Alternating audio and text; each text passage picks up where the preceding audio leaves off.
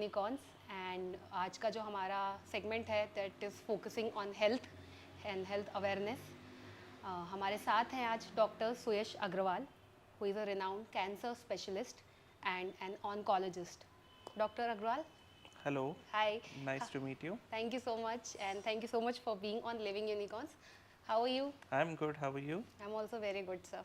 सो जैसे कि आज का सेगमेंट जो हमने डिसाइड किया है that is focusing on health Yes. And health awareness. So to start with, how did you, मतलब आपने कैसे सोचा कि मुझे हेल्थ इंडस्ट्री में I want to be there? तो हाउ इट बिगेन वाज कि मेरे फादर खुद एक चाइल्ड स्पेशलिस्ट हैं, तो बचपन से उनको क्लिनिक में पेशेंट्स देखते हुए gave me some motivation जी to you know work in this direction because इस प्रोफेशन में काम करने से जो ग्रेटिफिकेशन मिलता है that is immense. Yes, that's true, that's true. And sir फिर आपने अपनी पढ़ाई पूरी की होगी। हाँ sir, you are saying something, Yeah. Please continue. So, uh, what I did was, क्योंकि मुझे थोड़ा मेडिकल बैकग्राउंड से हूँ, तो मैंने मेरे मेडिकल प्रिपरेशन किया। फिर मैंने बैंगलोर से मेरा ग्रेजुएशन किया। फिर उसके बाद मैंने यूएस का मेडिकल लाइसेंसिंग एग्ज़ाम दिया। फाइनली जनरल सर्जरी किया। जनरल सर्जरी जब मैं कर रहा था तो मैं काफ़ी सारे कैंसर के पेशेंट्स देखता था and somehow I got interested into treating cancer. Right. And then over a period of time ऐसा लगा कि this is the fastest growing disease हमारे देश में, तो इसमें ही मुझे ऐसा लगता है कि समय देना चाहिए। तो फिर मैंने आगे चल के बॉम्बे हॉस्पिटल मुंबई से मेरा जी कैंसर में स्पेशलिटी किया। जी सर, जैसे कि आपने कहा कि कैंसर एक फास्टेस्ट ग्रोइंग डिजीज़ है अनफॉर्चुनेटली इंडिया में। तो सर ये कुछ, व्हाट डू यू थिंक, क्या रीजंस हो सकते हैं इसके? स्ट्राइकिंग जो रीज़न है वो है हमारा डाइट, खान पान। स्पेशली अभी क्या है, जब से ग्रीन रेवोल्यूशन आया है हमारे देश में, तो आप देखोगे कि ज़्यादातर ये जो डीडीटी या पेस्टिसाइड हम लोग डालते हैं, फर्टिलाइज़र्स यूज़ करते हैं, तो इससे क्या होता है कि you see lot of colourful fruits and vegetables जी एंड इसमें इतना केमिकल्स रहते हैं, तो ये कहीं ना कहीं जा कर के हमारे शरीर में म्यूटेशंस पैदा करते हैं और ये म्यूटेशंस अनहेल्दी रहते हैं और इससे कैंसर डेवलप होता है। दूसरा जो कारण है, आप देखोगे कि अभी पिछले कुछ सालों में ही, कुछ दशकों में ही कैंसर क्यों बढ़ रहा है, उसका कारण है अर्बनाइजेशन। मतलब बहुत से लोग अब गाँवों से शहरों की तरफ बढ़ रहे हैं, तो इससे क्या हो रहा है कि the city life gives a lot of stress. So एक स्ट्रेस भी बहुत बड़ा रीज़न है जो म्यूटेशंस करता है। तीसरा है कि pollution itself is a major cause. Sir, तो कैन वी, अगर हम बेसिक्स अंडरस्टैंड करना चाहें तो कैंसर लोगों को पता है कि एक डिजीज होती है, एक बीमारी होती है, लोग Yes. डर भी जाते हैं उसका नाम सुन के unfortunately. Yes. But what is cancer actually? Cancer basically क्या है, जो हमारे शरीर में सेल्स होती हैं, कोशिकाएं होती हैं, उनका एक लाइफ स्पैन रहता है जी कि इतने समय के बाद वो अपने आप ही नष्ट हो जाते हैं। पर जब कैंसर में क्या होता है कि इन सेल्स में म्यूटेशंस होते हैं और ये एक तरह से समझना चाहिए कि अमर हो जाते हैं ये सेल्स। तो ये अनरेगुलेटेड बस डिवाइड होने लगते हैं और इस तरह से शरीर में गठाने हो जाती हैं और ये अनरेगुलेटेड रहती हैं। ओके ओके सर, क्योंकि ये डिटेक्ट नहीं हो पाता है टाइम पे, कई बार ऐसी भी चीज़ें होती है। क्या Yes. सिम्टम्स उसके इतने स्ट्रॉन्ग सिम्टम्स नहीं होते हैं? तो ऐसा रहता है कि जो कैंसर जो इंटरनल ऑर्गन्स में रहते हैं, लंग्स में हो गया या फिर पेट में हो गया, जी इसमें बहुत एडवांस स्टेज में इसलिए मालूम पड़ता है क्योंकि किसी भी तरह के सिम्टम्स फील नहीं होते हैं और जब तक इसके लक्षण पैदा होते हैं तब तक बीमारी काफ़ी एडवांस स्टेज में हो जाती है। और दूसरा बहुत इम्पॉर्टेंट कारण ये है कि जागरूकता नहीं है हमारे यहाँ के लोगों में अभी भी। जी तो स्क्रीनिंग वगैरह जिसको बोलना चाहिए कि पहले से जांचें, जो आजकल तो हार्ट के लिए अपन पहले से सतर्क हो जाते हैं और जांचें करवाते हैं, कैंसर में भी अब धीरे धीरे अवेयरनेस आ रही है, तो अर्ली डिटेक्शन अब होना शुरू हुआ है। Correct correct correct. पहले लोग सब नहीं करवाते थे, या फिर कई बार सर डर की वजह से भी क्या लोग Yes. टेस्ट नहीं करवाते हैं। बहुत सी बार क्या होता है, मैं मेरे क्लिनिक में देखता हूँ कि डर के कारण उनको कहीं ना कहीं अपने अंदर मालूम है कि ये कैंसर या उससे संबंधित कुछ बीमारी है, पर कहीं ना कहीं बोलना चाहिए कि they don't want to acceptance नहीं होता है। सब भले वो उसका कॉन्सिक्वेंस नहीं समझ पाते हैं कि हाँ। क्या बीमारी बढ़ सकती है, बट कहीं ना Yes. कहीं वो डर होता है तो एक्सेप्ट नहीं कर पाते। Yes yes correct correct sir. तो there are different stages and different types also. Yes so if we see कि विमेन में आजकल हम देख रहे हैं सब breast cancer is also very common. Yes. What do you think, क्या रीजन उसका हाँ, भी तो हो सकता ब्रेस्ट कैंसर जो है महिलाओं में अभी fastest growing and most common cancer है। उसका सबसे मुख्य कारण है अर्बनाइजेशन और लाइफस्टाइल। इफ़ यू सी, मैं वापस से वही बात बोल रहा हूँ जी। कि couple of years, couple of decades before, you never saw so many breast cancer cases. Now it's because of urbanization. जो हमारा डाइट है, अब पिज्ज़ा बर्गर जो भी बेकरी स्टफ हम लोग खा रहे हैं, उसके कारण, और दूसरा है stress. So this again very important cause for breast cancer. मोटापा एक बहुत बड़ा कॉज है ब्रेस्ट जी। कैंसर का। ओके सर, कैंसर से जुड़ी हुई क्या कोई मिथ भी है? Yes absolutely. The most common myth जो हम देखते हैं इंडिया में वो ये है कि अगर किसी को गठान या कैंसर के लक्षण रहते हैं तो वो बहुत, they are very scared of getting the biopsy. Biopsy मतलब जैसे भी किसी को बुखार आता है तो हम खून की जांच से मालूम पड़ता है किस कारण से बुखार है, ऐसे ही कैंसर के लिए डिटेक्ट करने के लिए उसका बायोप्सी करना रहता है, सैंपल लेना रहता है। तो लोगों को ये मिसकंसेप्शन है कि अगर बायोप्सी लिया तो कैंसर फैल जाएगा। So most of the times लोग इस चक्कर में आगे की जांचें करवाते ही नहीं है, मालूम नहीं पड़ता कौन सा कैंसर है और फिर ट्रीटमेंट नहीं लेते हैं। Correct correct correct right. Sir क्या जैसे कि अर्बनाइजेशन की हमने बात की और आज की लाइफस्टाइल की भी बात Yes. करी है, एंड सबसे कॉमनली अगर लोगों को पता है कि तो एक सिंबल बना दिया गया है कि सर किसी भी तरह का अगर नशा आप ज़्यादा करते हो, Yes. अल्कोहल और टोबैको, यस तो those are also cancer causing agent, right? Yes. तो अल्कोहल और टोबैको देखना चाहिए कि जो मेन हैं इनमें मोस्ट कॉमन कैंसर जो इंडिया में है वो है मुंह का कैंसर। आपने देखा होगा सिगरेट के या फिर जो तंबाकू के पैकेट्स में बड़े बड़े चित्र बने हुए रहते हैं, किसी आदमी जिसको बड़ा सा छाला हुआ है। तो गवर्नमेंट इसलिए अवेयर करने की कोशिश कर रही है लोगों को कि ये टोबैको और alcohol they are the most common agents to cause cancer in this sort of population, but still again लोगों को एडिक्शन है तो फिर एक्सेप्टेंस नहीं हो पाता, वो छोड़ना नहीं चाहते जी हैं। जी। तो करेक्ट करेक्ट। इसलिए कैंसर इंसिडेंस आदमी लोगों में इसलिए बढ़ रहा है। ओके सर, क्या किसी तरह की वैक्सीन्स या medicine can be a preventive measure कि उसको हम कंट्रोल करने की कोशिश कर सकें? यस। तो सबसे ज़रूरी है कि प्राइमोर्डियल प्रिवेंशन बोलते हैं। इसका मतलब है कि इस तरह के जो भी कैंसर कॉजिंग एजेंट्स है इसका एक्सपोजर से ही बचें। उसका क्या कहने का मतलब है कि हमें मालूम है कि स्मोकिंग से कैंसर होता है या फिर तंबाकू खाने से कैंसर होता है या फिर लाइफस्टाइल, अनहेल्दी लाइफस्टाइल से होता है, तो हमें जब मालूम होते हुए भी इन चीज़ों को अवॉइड करना चाहिए। इसको बोलते हैं प्राइमोर्डियल प्रिवेंशन। दूसरा एक तरीका होता है कि हम किसी तरह की वैक्सीन ले लें। जैसे बच्चों में हम वैक्सीन लगवाते हैं ताकि बीमारियां नहीं हो उनको, तो उसी तरह से कुछ कुछ कैंसर्स में वैक्सीन्स आई हैं। जैसे कि महिलाओं में सर्वाइकल कैंसर को प्रिवेंट करने के लिए वैक्सीन आई हैं।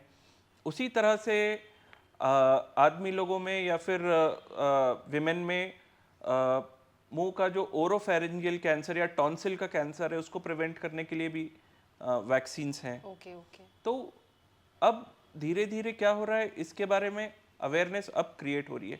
हालांकि वैक्सीन्स आए हुए तो ऑलमोस्ट 10 साल हो गए हैं, पर इंडिया में अब इसके बारे में अवेयरनेस बढ़ रही है। राइट।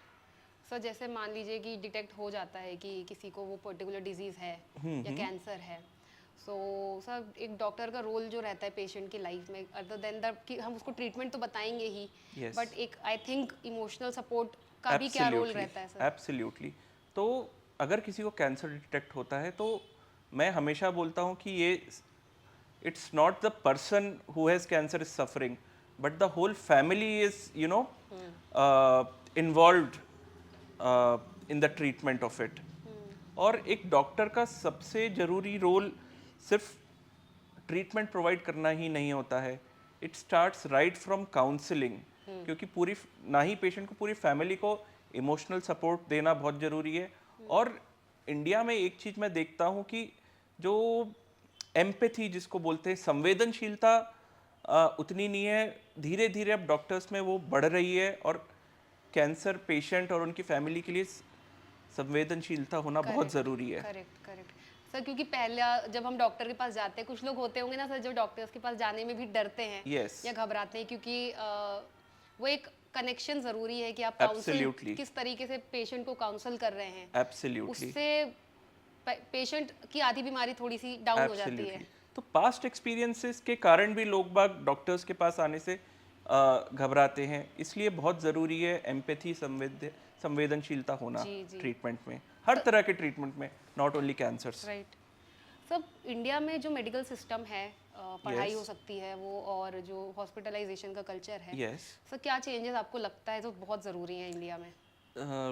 मैं समझता हूँ सबसे ज़्यादा ज़रूरी चीज़ है जिसके कारण लोग ट्रीटमेंट नहीं ले पा रहे हैं, वो है the share cost of treatment. जो किसी भी बीमारी के लिए जो कॉस्ट ऑफ ट्रीटमेंट है वो बहुत ज़्यादा है। और दूसरा है अवेलेबिलिटी। जी।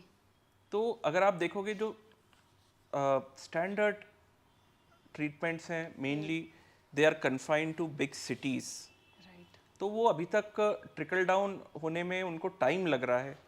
तो एक ये बहुत बड़ा कारण है कि नीचे तक ट्रीटमेंट पहुंच नहीं पा रहा है। राइट सर, क्योंकि कहीं ना कहीं इंडिया की पॉपुलेशन भी इतनी ज़्यादा है, तो एब्सोल्युटली, हॉस्पिटल्स हैं काफ़ी जो फाउंडेशंस चला रहे हैं, एनजीओज चला रहे हैं, they are running NGOs also on Yes. Because cancer के लिए या दूसरी डिजीजेस के लिए, Yes, yes. बट रिसोर्सेज की और ज़्यादा ज़रूरत है एब्सोल्युटली। कहीं ना कहीं। रिसोर्सेस, और दूसरा है infrastructure. Infrastructure and health care ऐसा है जिसमें आप मशीनों के द्वारा नहीं, यहाँ तो you have to actually create manpower, trained manpower. Right.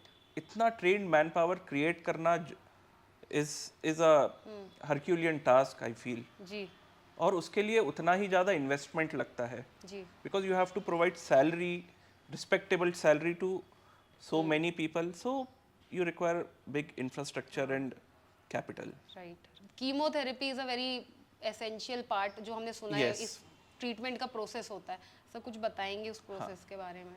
तो एक्चुअली देखा जाए कैंसर का ट्रीटमेंट 3 भागों से होता है। पहला होता है सर्जरी, दूसरा है कीमोथेरेपी और तीसरा है रेडिएशन थेरेपी। तो सर्जरी और रेडिएशन थेरेपी से तो कैंसर शरीर के किसी एक भाग को ट्रीट किया जा सकता, जी। पर जो कैंसर सेल्स हमारे ब्लड स्ट्रीम में रहते हैं, खून में रहते हैं, उसको ट्रीट करने के लिए हमें ऑफ कोर्स कीमोथेरेपी देना रहता है। Basically it's a type of medication, दवाई है, या तो टैबलेट फॉर्म में हो सकती है या फिर इंजेक्शन फॉर्म में हो सकती है, जो कि हम वेन्स के द्वारा देते हैं ताकि वो ब्लड में सर्कुलेट होए और कहीं पे भी जो कैंसर सेल्स हैं उनको डिस्ट्रॉय कर पाए। ओके सर, क्या परसेंटेज है, अगर मतलब फैसिलिटीज़ तो बहुत बड़ी हैं, but is this really curable कि सर्वाइव करते हैं लोग? Absolutely. So cancer is curable if detected in a early stage, इसलिए ज़रूरी है कि अर्ली स्टेज डिटेक्शन होए और स्क्रीनिंग इज़ इम्पॉर्टेंट। जी सर, जैसे यूज़ ऑफ प्लास्टिक पे भी बहुत बड़ा डिबेट होता है हमेशा, यस, तो कि प्लास्टिक इन जनरल लोग हाइजीन या जर्म्स की वजह से ही बोलते नहीं यूज़ करना चाहिए, बट क्या कैंसर के लिए भी हमने बहुत बार ये डिबेट सुनी है कि प्लास्टिक्स अवॉइड करना चाहिए? Is this true? Yes. So plastic is considered as a part of carcinogen. Carcinogen मतलब कैंसर प्रोड्यूसिंग एजेंट। तो अगर आप देखोगे कि हमारी डाइट में अब माइक्रोप्लास्टिक्स बहुत ज़्यादा जाता है, बिकॉज आप देखोगे कोई भी फूड आइटम को प्लास्टिक से रैप कर दिया है तो किसी भी तरह से वो माइक्रोप्लास्टिक हमारे शरीर में जाता है, जो कि एक कैंसर प्रोड्यूसिंग एजेंट है और म्यूटेशंस करता है. सो of course plastic should be avoided. Correct. Sir, India में सबसे कॉमन कौन सी डिजीजेज हैं जो हम सबसे कॉमनली फेस करते हैं? इंडिया में मोस्ट कॉमन डिसीजेज जो हैं वो है इन्फेक्शियस डिसीज़, मतलब इन्फेक्शन के कारण. बच्चों में आज भी सबसे ज़्यादा जो मोर्टेलिटी या बच्चे जो मरते हैं वो है माल न्यूट्रिशन के कारण. माल न्यूट्रिशन मतलब कुपोषण के कारण. So we are still not able to provide good nutrition to all our children. तो जैसे कि ये एक नोबल प्रोफेशन है, Yes. Doctor is considered definitely बहुत बड़ा कंट्रीब्यूशन है सोसाइटी में, I would say. But sir, क्या कोई कमी आपको लगती है जो डॉक्टर्स के या मेडिकल टीम के एंड से भी होती है? कई बार हम ऐसे केसेस देखते हैं जहाँ पे कुछ लापरवाही होती है, या तो हॉस्पिटल की तरफ से या मेडिकल टीम की तरफ से. वो आप क्या कहेंगे इस बारे में? डेफिनेटली मेडिको लीगल इश्यूज होते हैं. मैं ऐसा सोचता हूँ कि डॉक्टर्स आर नॉट गॉड, तो इंसानों से गलतियाँ हो सकती हैं, पर I feel somewhere things are not probed in the right way, या फिर राइट जस्टिफिकेशन नहीं हो पाता है, and doctors are most of the times put in a bad light. Why? Because patient सोचते हैं कि we have paid so much money, so जो कंज्यूमर और प्रोवाइडर जो हो जाता है, it becomes more sort of a business relation right, right. rather than being a informal relation. Okay, okay. Sir, मतलब कई बार, क्योंकि हमने अभी बात करी थोड़ी देर पहले भी कि इंडिया में इंफ्रास्ट्रक्चर या हेल्थ केयर फैसिलिटीज़ कम हो जाती हैं कई बार, और कॉस्ट बहुत एक्सपेंसिव है. Yes. Treatment is very expensive. तो Yes. क्या सर डॉक्टर्स भी कहीं ना कहीं, अच्छे डॉक्टर्स जो होते हैं, अगर उनकी फीस हाई है या if they are overcharging certain, वो जो भी क्राइटेरिया रहता होगा Yes. जो वो डिसाइड करते होंगे, so उस वजह से भी पेशेंट अफोर्ड नहीं कर सकता है? Absolutely. तो मुझे कहीं ना कहीं लगता है कि the government should step in, and price regulation तो होना ही चाहिए. नहीं तो getting good treatment will only be confined to a couple of people. Yes. If you want to give good health care to masses, कहीं ना कहीं आपको cost cut down करना पड़ेगा, और regulate, proper regulations are very much important. Sir, जैसे कि हम जानते हैं, सबसे पॉपुलरली दवाइयों की बात अगर हम करें तो पैरासीटामॉल है. कोविड के बाद हमने देखा है कि डोलो लोगों ने बहुत यूज़ किया है, कॉम्बी फ्लेम है. तो सर, लोग रेगुलरली यूज़ करते हुए देखा है मैंने उनको ये दवाइयाँ. सर, क्या इसका साइड इफ़ेक्ट है या क्या ये रियली यूज़फुल है? तो कोई भी दवाई का साइड इफ़ेक्ट रहता है, तो एट अ सर्टेन डोज अगर आप लोगे तो साइड इफ़ेक्ट महसूस नहीं होंगे, पर उससे ज़्यादा डोज और कम्युलेटिवली अगर आप over long period of time लेते जाओगे तो उसके साइड इफ़ेक्ट्स आपको धीरे धीरे मालूम पड़ते हैं. जैसे कि देखा जाए, अगर पैरास्टामॉल सिंपल सी बात करें तो if it's taken in a higher dose तो it can cause liver failure, liver पे भी नुकसान करती है. उसी तरह से कॉम्बीफ्लेम दवाई अगर if taken for a long period of time तो किडनी पे नुकसान कर सकती है. सर, पर जैसे कॉम्बी फ्लेम को बोलते हैं कि लोग जब उनका सिर दुख रहा होता है या हेडेक होता है तब भी वो कॉम्बी फ्लेम लेते हैं, पर टेक्निकली सर देखे जाए, क्या हेडेक को क्योर करने के लिए मेडिसिन इफेक्टिव रहती है? तो अभी हेडेक के ऐसे अगर जैसे देखा जाए तो there are thousands of causes for headache. तो हम जो दवाई लेते हैं वो बस वो सिम्टम को दबाने के लिए रहता है, पर एक्चुअली हेडेक किस कारण से हुआ है वो तो आपको फिर अगर रिकरेंट होता है, बार बार होता है, तो आप स्पेशलिस्ट के पास जाते हो. तो किस कारण से हो रहा है, जब तक जड़ तक नहीं पहुंचते हैं तब तक वो ख़त्म नहीं होता है. हेडेक हो रहा है, आपने कॉम्बी फ्लेम ले लिया, दर्द की गोली ले ली, तो मोमेंटरीली आपको रिलीफ हो जाएगा, पर उसका कॉज क्या है वो जानना ज़्यादा ज़रूरी है. सर, एलोपैथी मतलब अगर हम कोई भी ट्रीटमेंट लेते हैं, लॉन्ग टर्म ट्रीटमेंट रहता है क्योंकि उसका रिस्पॉन्स इफेक्टिव रहता है बहुत. अगर लगातार कोई इंसान ज़्यादा दवाइयाँ अगर ले रहा है तो क्या लॉन्ग टर्म में उसके... एब्सोल्युटली. हम लोग आए दिन देखते हैं लोग बाग दर्द के लिए नेमिसुलाइड जो कि बैन है बट फिर भी मिलती है, या फिर कॉम्बीफ्लेम लॉन्ग टर्म लेते हैं तो किडनी फेलियर के साथ काफ़ी सारे आते हैं पेशेंट्स। मतलब सर क्योंकि या फिर पैरासीटामोल आपने देखा होगा कि कोविड के टाइम लोगों ने स्टीरॉयड बहुत ज़्यादा लिया था, डेक्सोना वगैरह लिया था, तो उसके कारण क्या होता है, उसका साइड इफ़ेक्ट होता है ब्लड में शुगर बढ़ जाता है, अनरेगुलेटेड 300 400 500 ऐसा हो जाता है शुगर। उसके कारण आपने ब्लैक फंगस वगैरह देखा था। हाँ सर। तो ये सब उसके साइड इफ़ेक्ट्स रहते हैं स्टीरॉयड लेने के। और सब बिना सोचे समझे कोई दवाई या कोई भी स्टेरॉइड्स अवॉइड करने चाहिए। अनफॉर्चुनेटली इंडिया में आप ओवर द काउंटर किसी भी तरह की दवाई ले सकते हो, तो किसी भी तरह का रेगुलेशन नहीं है। हाउएवर आप देखोगे वेस्ट में बिना प्रिस्क्रिप्शन के कोई भी दवाई नहीं मिलती है, तो काफ़ी रेगुलेटेड रहता है। मुझे लगता है इंडिया में इस तरह के लॉज, स्ट्रिक्टर लॉज आने चाहिए। Correct. So this was a good session. I hope जो हमारी ऑडियंस है उसको एक बेसिक हेल्थ अवेयरनेस और कैंसर से रिलेटेड जो चीज़ें हैं वो उसके बारे में आई पता ट्राइड चली होगी। Talking in very basic this thing, let us see. नहीं नहीं, नो प्रॉब्लम सर। और दवाइयों के बारे में भी। सो अपना ध्यान रखिए, फिर मिलते हैं। Thank you so much.